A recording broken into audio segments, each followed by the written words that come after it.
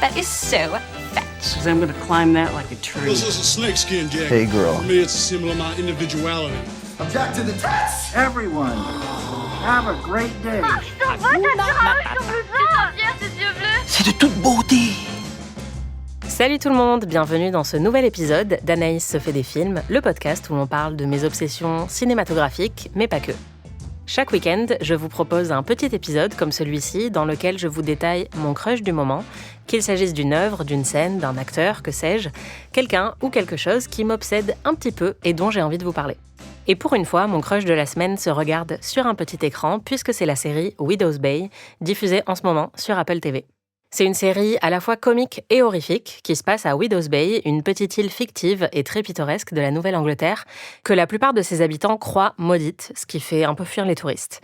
C'est vrai que c'est assez drôle, tout le folklore local de la ville est assez sombre, à base de mystérieux tueurs en série, de veuves, de naufrages ou encore d'enfants morts. Et la série va suivre principalement le maire de la ville, qui est joué par Matthew Rhys, et qui aimerait bien que l'île devienne un petit peu plus touristique, mais il galère. En gros, lui, c'est un sceptique qui ne croit pas du tout aux superstitions qui concernent l'île, mais qui se heurte aux habitants de la ville, puisque eux ont l'impression qu'il les prend de haut. There is something about these seafaring towns. The superstitions, their tall tales. I find it charming myself. What town doesn't have a checkered past? Was there cannibalism? No. I don't think that's right. Pourquoi c'est bien ? Déjà parce que c'est un bonheur de retrouver Matthew Rhys, qui est parfait dans le rôle. Vous le connaissez évidemment depuis The Americans ou Brothers and Sisters pour les plus anciens d'entre vous. C'est un excellent acteur et après l'avoir vu tant souffrir dans The Americans, j'avoue que ça fait vraiment plaisir de le voir dans un registre comique. Un peu comme son épouse Kerry Russell d'ailleurs, qui s'éclate dans The Diplomat sur Netflix. Fun fact, quand j'étais aux Golden Globes, j'ai croisé Kerry Russell aux toilettes et en sortant, je suis tombée sur Matthew Rhys qui l'attendait. On a eu un eye contact et ma mâchoire s'est décrochée. Bref, j'adore le casting de Widow's Bay, mais aussi son ton qui mêle humour et horreur. Alors je vous rassure, on est plutôt sur de l'horreur light, dans le sens où il n'y a pas vraiment de giga-gore. Vous pouvez la regarder sans être fan de films d'horreur, mais je dirais qu'il y a quand même des moments vraiment flippants. Ça joue avec beaucoup de tropes du genre de l'horreur, entre le slasher, la possession, les films de fantômes, et avec toujours un côté très plaisant, puisque, encore une fois, on est dans un cadre très pittoresque, sur une petite île très charmante.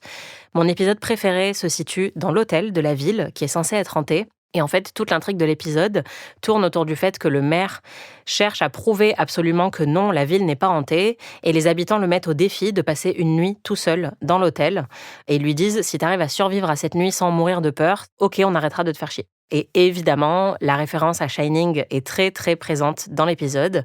C'est absolument génial, c'est très drôle et aussi assez flippant.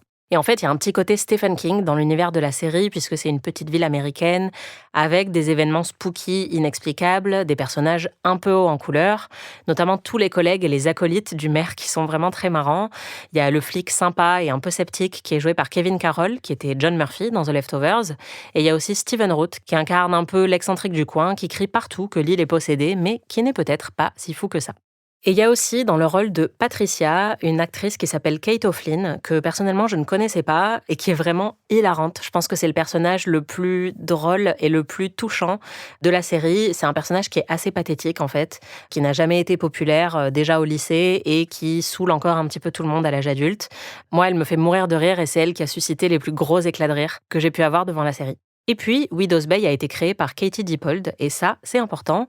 Pourquoi ? Parce qu'elle a travaillé sur les comédies Spy, The Heat et Ghostbusters, donc plutôt bonnes, mais aussi sur Parks and Recreation, une des meilleures séries de tous les temps. Donc elle a un excellent pédigré comique, et c'est elle qui a écrit et produit la saison 1.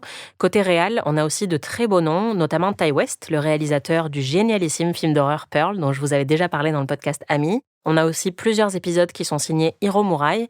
Lui, c'est un des réalisateurs télé les plus respectés du moment. Il a travaillé sur Station 11, Barry, Atlanta ou Légion. Donc il a un style quand même très très prononcé esthétiquement. Il a aussi réalisé beaucoup de clips de musique, dont celui de This Is America de Childish Gambino.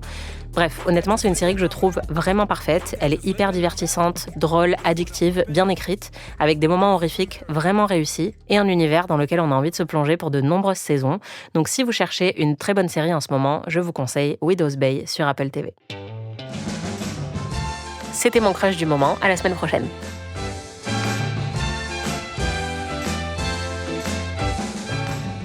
Anaïs se fait des films est un podcast d'Anaïs Bordage, c'est moi. Produit par Slate Podcast. Production éditoriale, montage et réalisation Aurélie Rodriguez.